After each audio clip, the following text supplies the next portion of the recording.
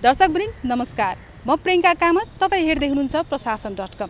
नेपालमा उद्योग स्थापना गर्न वा विदेशी लगानी भित्र्याउन चाहने लगानीकर्ताले विभिन्न सरकारी निकायसँग समन्वय गर्नुपर्ने प्रक्रिया लामो समयदेखि चुनौतीपूर्ण रूपमा रहँदै आएको थियो। त्यही प्रक्रियालाई एउटै स्थानबाट सहज बनाउन उद्योग विभागले सञ्चालन गरिरहेको छ वन स्टप सर्भिस सेन्टर। आज हामी यही केन्द्रभित्र पुगेर यहाँबाट उपलब्ध सेवा, विभिन्न सरकारी निकायसँगको समन्वय र यसलाई पूर्ण डिजिटल प्रणालीमा रूपान्तरण गर्ने तयारीबारे प्रत्यक्ष जानकारी लिनेछौँ। आउनुहोस् सुरु गरौँ। हामी अहिले वन स्टप सर्भिस सेन्टरको मुख्य सेवा कक्षमा छौँ। यही स्थानबाट नेपाल राष्ट्र बैंक, कम्पनी रजिस्ट्रार, आन्तरिक राजस्व, भन्सार, अध्यागमन तथा उद्योग विभागका प्रतिनिधिहरूले एउटै स्थानमा बसेर लगानीकर्ताहरूलाई आवश्यक सेवा प्रदान गरिरहेका छन्। अब क्रमशः सम्बन्धित प्रतिनिधिहरूसँग कुरा गरौँ। विदेशी लगानी स्वीकृतिपछि विदेशी मुद्रा व्यवस्थापन र लगानीको लेखाङ्कन अत्यन्तै महत्त्वपूर्ण चरण हो। यही प्रक्रियाबारे बुझौँ। विदेशी उद्योग नियामक निकाय अथवा विदेशी लगानी स्वीकृति गर्ने भनेको उद्योग विभाग अथवा लगानी बोर्ड अथवा अन्य निकायले स्वीकृति गरिसकेपछि राष्ट्र बैंकको स्वीकृति आवश्यक छैन। अहिले हामीले धेरै सहजीकरण गरिसकेका छौँ। योभन्दा पहिले राष्ट्र बैंकको पनि स्वीकृति लिनुपर्ने दोहोरो स्वीकृतिको प्रक्रिया थियो। अहिले पाँचौँ हाम्रो विदेशी लगानी तथा विदेशी ऋण व्यवस्थापन विनियमावलीमा प्रष्टसँग राष्ट्र बैंकलाई जानकारी गराउने, लगानी भित्र्याउनु पूर्व राष्ट्र बैंकलाई जानकारी गराउनुपर्छ। त्यो जानकारी गराउने एउटा फर्मेट छ, अनुसूची 2 नाम गरेको। त्यो अनुसूची 2 अनुसारका डकुमेन्टहरू हामी उहाँसँग प्राप्त गर्छौँ र त्यसलाई हामी प्रमाणीकरण गरेको इन्डोर्स गरिसकेपछि त्यसकै आधारमा पैसा भित्राउन मिल्छ। कुनै थप प्रक्रियाहरू केही हुँदैन यहाँ। यसमा थोरै 1 वर्ष पहिलेको हिस्ट्री हेर्ने भने उद्योग विभागले विदेशी लगानी बाबत कमाएको पैसा अथवा रोयल्टीहरू पैसा फिर्ता लाग्दाखेरि राष्ट्र बैंक उहाँहरूले स्वीकृति गरेपछि राष्ट्र बैंक पनि स्वीकृति लिनुपर्ने। त्यसपछि हामी उहाँहरूलाई पत्र जारी गर्थ्यौँ। तर यसले गर्दा लगानीकर्तालाई दोहोरो ह्यासल क्रिएट भयो। दोहोरो निकायबाट स्वीकृति लिनुपर्ने। एक्सट्रिम एनर्जी ड्रिंक अहिले रिसेन्टली हामीले यो पुस 14 गते विदेशी लगानी तथा विदेशी ऋण व्यवस्थापन विनियमावलीमा एउटा संशोधन गरेका छौँ।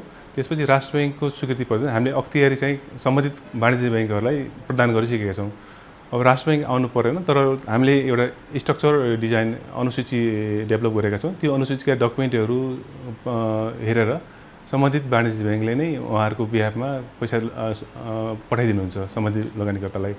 राष्ट्र बैंकले खालि हामीले डेटाबेस अपडेट गर्ने अनि उहाँहरूले पछि सुपरभिजन मार्फत उहाँहरूले पैसा पठाएको ठिक हो होइन त्यो मोनिटरिङ मात्र गर्छौँ अर्को सिस्टमबाट। तर उहाँहरू विदेशी लगानीकर्ताहरू राष्ट्र बैंक आइरहनु पर्दैन। विदेशी लगानी तथा प्रविधि हस्तान्तरण 2075 अनुसार विदेशी लगानीकर्ताहरूलाई एकै स्थानबाट सेवा प्रदान गर्ने सन्दर्भमा स्थायी लेखा नम्बर हाम्रो यो कर तथा भन्सार इकाइबाट विगतमा पनि हुँदै आएको र बिचमा केही समय रोकिएको र हाल पुनः स्थायी लेखा नम्बर प्रदान गर्ने भन्ने हामीलाई अख्तियारी प्राप्त भएअनुसार हामीले सोही अनुसार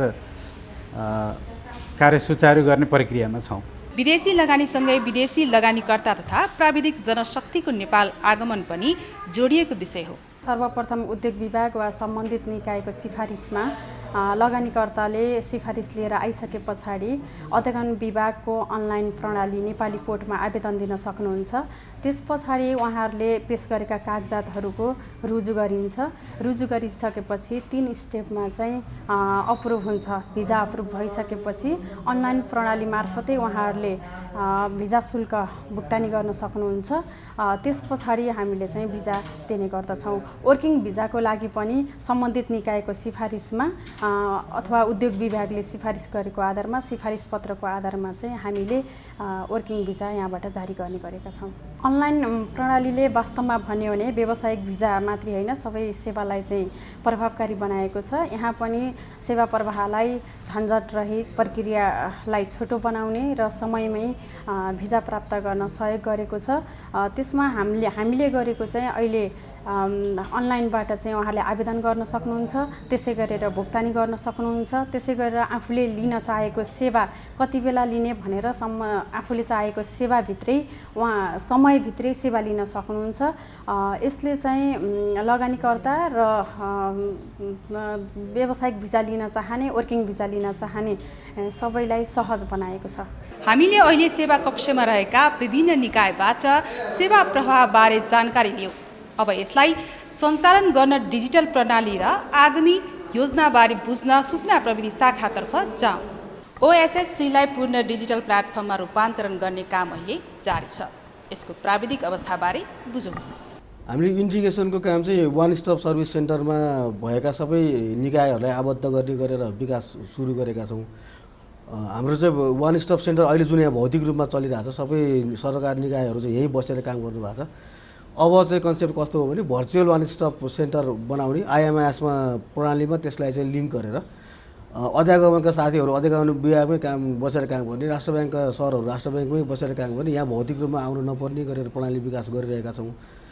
अहिले चाहिँ हामीले अध्यागमन विभाग, कम्पनी रजिस्ट्रारको कार्यालय र भन्सार विभागसँग चाहिँ हाम्रो अन्तर्वार्ता कायम भइसकेको छ र सिस्टमबाटै प्रणालीबाटै डाटा आदान प्रदान हुने, दोहोऱ्याएर चाहिँ विवरणहरू भर्न नपर्ने गरेर त्यो चाहिँ हाम्रो सिस्टममा अहिले लाइभ नै भइसकेको छ। राष्ट्र ब्याङ्कसँग चाहिँ हाम्रो MOU-को चरणमा छ। राष्ट्र ब्याङ्कले उनीहरूको आफ्नो सिस्टम पनि अहिले तयार नभएको भनेर जानकारी दिनुभएको भएर हामी उहाँहरूलाई कुरिरहेका छौँ। यो भर्चुअल वान स्टप बनेपछि चाहिँ हाम्रो अपेक्षा भनेको चाहिँ सेवाग्राहीले एक ठाउँमा यहाँ कता सुरुको निवेदन पेश गरिसकेपछि त्यो कहाँ कहाँ जानुपर्ने हो, कुन कुन अफिसमा जानुपर्ने हो, आफै सिस्टमबाटै त्यो चाहिँ स्वचालित चाहिँ फरवार्ड गर्ने र उताबाट चाहिँ डिसिजन भएर आएपछि सेवाग्राहीले सेवा पाउने कन्सेप्टमा चाहिँ भर्चुअल वान स्टपको निर्माण सुरु भएको हो। खासमा अध्यागमनसँग चाहिँ हाम्रो चालु अवस्थामै छ। पोहोर सालदेखि नै हामीले दोहोरो डाटा जस्तो उहाँहरूको पासपोर्टको आधारमा विदेशी लगानी जब वैदेशिक यो व्यावसायिक भिजा सिफारिसको लागि निवेदन दिनुहुन्छ सेवाग्राहीले, हामीले चाहिँ अध्यागमन विभागको सिस्टमबाट उहाँको पासपोर्ट नम्बरको आधारमा डिटेलहरू हामी फेच गर्छौँ। त्यो उहाँहरूको चाहिँ स्टोरी हेर्छौँ अनि तल शाखाले त्यसलाई स्वीकृत गर्छ र यहाँबाट व्यावसायिक भिजा सिफारिस भइसकेपछिका विवरणहरू चाहिँ अध्यागमन विभागको पोर्टलमा स्वतः जान्छ। त्यहाँ दोहोऱ्याएर यहाँ पेश भएका कागजातहरू दोहोऱ्याएर सेवाग्राहीले भर्नु नपर्ने गरेर प्रणाली विकास भएको छ। त्यो चाहिँ चालु अवस्थामै छ। कम्पनी रजिस्ट्रारसँग पनि हाम्रो चालु अवस्थामा छ। उहाँ त्यहाँ भएको सेयर लगानीकर्ताको विवरण, कम्पनीका नाम ठेगानाका विवरणहरू दोहोऱ्याएर भन्नु पर्दैन। उद्योगता गर्दाखेरि FDI स्वीकृत भएपछि जब सेवाग्राही कम्पनी जानुहुन्छ त्यहाँ पनि FDI एप्रुभल नम्बर मात्रै कम्पनीको सिस्टममा प्रविष्ट गरेपछि हामीसँग भएको विवरण स्वतः प्रणालीमा जान्छ। त्यहाँ पनि दोहोऱ्याएर डाटाहरू प्रविष्ट गर्नु पर्दैन सेवाग्राहीलाई। त्यो पनि चालु अवस्थामै छ। यो राष्ट्र ब्याङ्कसँग चाहिँ हामी MOU-को चरणमै छौँ। प्रणाली र प्रविधिको पक्षबारे बुझिसकेपछि अब यो सम्पूर्ण संयन्त्रको नेतृत्व गरिरहनुभएका उद्योग विभागका महानिर्देशक जितेन्द्र बस्नेतसँग समग्र नीति र आगामी योजनाबारे कुरा गरौँ। हामीले औद्योगिक व्यवसाय ऐन 2076 अनुसार एकल बिन्दु सेवा केन्द्र सञ्चालनमा ल्याएका छौँ। खास गरी उद्योगमा लगानी गर्न आउने लगानीकर्ताहरू र उद्योगीहरूको सुविधाका लागि एकै स्थलबाट चाहिँ सबै खालको सेवा प्राप्त होस् भन्ने उद्देश्यका साथ यो केन्द्र सञ्चालनमा रहेको छ। अहिले विशेष गरी एकल बिन्दु सेवा केन्द्रबाट विदेशी लगानी स्वीकृति, कम्पनी दर्ता अनि करमा दर्ता, उद्योग दर्ता लगायतका चाहिँ अरू सेवाहरू पनि जस्तै वनसँग सम्बन्धित सेवा, भूमिसँग सम्बन्धित सेवा, नापीसँग सम्बन्धित सेवा, पूर्वाधारसँग सम्बन्धित सेवा, विद्युतसँग सम्बन्धित सेवा, सञ्चारसँग सम्बन्धित सेवाहरू चाहिँ एकै ठाउँबाट दिने उद्देश्यका साथ यो केन्द्रबाट काम भइराखेको छ। अहिले हामीले यो केन्द्र सञ्चालन गर्दै गर्दाखेरि नेपाल राष्ट्र ब्याङ्क खास गरी विदेशी लगानीको लेखाङ्कन गर्ने सन्दर्भमा र विदेशी लगानी फिर्ता लैजाने सन्दर्भमा नेपाल राष्ट्र ब्याङ्कको पनि संलग्नता छ र नेपाल राष्ट्र ब्याङ्कको एउटा सबै अधिकार सहितको टिम नै एकल बिन्दु सेवा केन्द्रको रूपमा यहाँ रहेको छ। त्यसै गरी यो भिजा सहजीकरणका लागि चाहिँ अध्यागमन विभागको टिम पनि यहीँ बसेर काम गरिराखेको छ र कर दर्ता र भन्सार सहजीकरणसँग सम्बन्धित कामहरूको लागि पनि आन्तरिक राजस्व विभागको टिम र भन्सार विभागको टिम पनि यहाँ बसेर अहिले चाहिँ भौतिक रूपमा कार्य सञ्चालन भइराखेको स्थिति छ। यसले गर्दा चाहिँ लगानीकर्ताहरूलाई एउटै डोरभित्रबाट सबै खालका सेवाहरू प्रदान गर्ने काम चाहिँ भइराखेको छ र यसले खास गरी धेरै निकायहरूमा जानुपर्ने, समय व्यवस्थापन गर्न कठिन हुने, लागत बढ्न जाने कुराहरूलाई यसले चाहिँ सहज भएको स्थिति छ। अझ यसलाई अहिले हामीले पछिल्लो चरणमा चाहिँ केही सेवाहरूलाई चाहिँ डिजिटाइजेसन पनि गर्दै गइराखेका छौँ। खास गरी अनलाइनबाटै सेवाहरू पनि हामी प्रारम्भ गर्ने चरणमा छौँ। अहिले चाहिँ अब यो कानुनले व्यवस्था गरेको एकल बिन्दु सेवा केन्द्रको भौतिक रूपमा नै एकै ठाउँबाट सञ्चालन गर्ने स्वरूपमा यो छ र यसबाट लगानीकर्ताहरूलाई सहज भएको हामीले महसुस गरिराखेका छौँ। अहिले उद्योग विभागले प्रदान गरिराखेका सबै खालका सेवाहरूलाई अनलाइन प्रणालीमा रूपान्तरण गर्दै जाने सन्दर्भमा हामीले केही कामहरू चाहिँ अहिलेको उद्योग व्यवस्थापन सूचना प्रणाली मार्फत अगाडि पनि बढाइसकेका छौँ। अहिले उद्योग दर्ता गर्नको लागि हाम्रो यहाँ म्यानुअल फाइल बोकेर आइरहनु पर्दैन, अनलाइनै एप्लिकेसन गर्न सकिन्छ र अनलाइनै हामी उद्योग दर्ताको प्रमाणपत्र पनि पठाइदिन्छौँ। त्यसै गरी विदेशी लगानी स्वीकृति गर्ने सन्दर्भमा पनि सबै सेवाहरू चाहिँ अनलाइनबाटै अहिले भइराखेको छ। त्यसमा हामीले दुई किसिमका सेवाहरू अनलाइनबाट गरिराखेका छौँ। एउटा चाहिँ अटोमेटिक रुटबाट हामी अनलाइन सेवा दिइराखेका छौँ, जसमा चाहिँ कर्मचारीको इन्भल्भमेन्ट पनि हुँदैन, सिधै सिस्टमले नै विदेशी लगानी स्वीकृति गरेको पत्र जेनेरेट गर्छ। त्यसै गरी कुनै लगानीकर्तालाई म चाहिँ अफिसको सहायतामा गर्छु भन्ने छ भने हामीले अप्रुभल रुटबाट पनि विदेशी लगानी स्वीकृत गरिराखेका छौँ। तर त्यो पनि अनलाइनबाटै एप्लिकेसन आउँछ र हाम्रो कर्मचारीहरूले भेरिफिकेसन गरेर अनलाइनबाटै स्वीकृत गरेर स्वीकृति पत्र चाहिँ अनलाइनबाटै पठाउने व्यवस्था गरिएको छ। अब यो सबै हामीले एकल बिन्दु सेवा केन्द्रलाई सुधार गर्दै जाने सन्दर्भमा यी कामहरू पनि अगाडि बढाइराखेका छौँ र हाम्रो अहिलेको प्लानिङ भनेको चाहिँ खास गरी हाम्रो रोडम्याप भनेको चाहिँ के हो भने एकल बिन्दु सेवा केन्द्रमा यहाँ अहिले भौतिक रूपमा बसेर काम गरिरहनु भएका निकायहरूका प्रणालीसँग पनि हाम्रो उद्योग व्यवस्थापन सूचना प्रणालीलाई इन्टिग्रेसन गरेर यसलाई पनि भर्चुअल मोडमा लैजाने र यहाँ नबसिकन अहिले सम्पर्कको रूपमा जति पनि निकायहरूले काम गरिरहनु भएको छ, अघि मैले भनेका वन, भूमि, नापी, पूर्वाधार, त्यसै गरी विद्युत, सञ्चार, श्रम लगायतका निकायहरू लाई अहिले हामीले सम्पर्क बिन्दुका रूपमा तोकेर सहयोग र सहजीकरण लिइराखेका छौँ।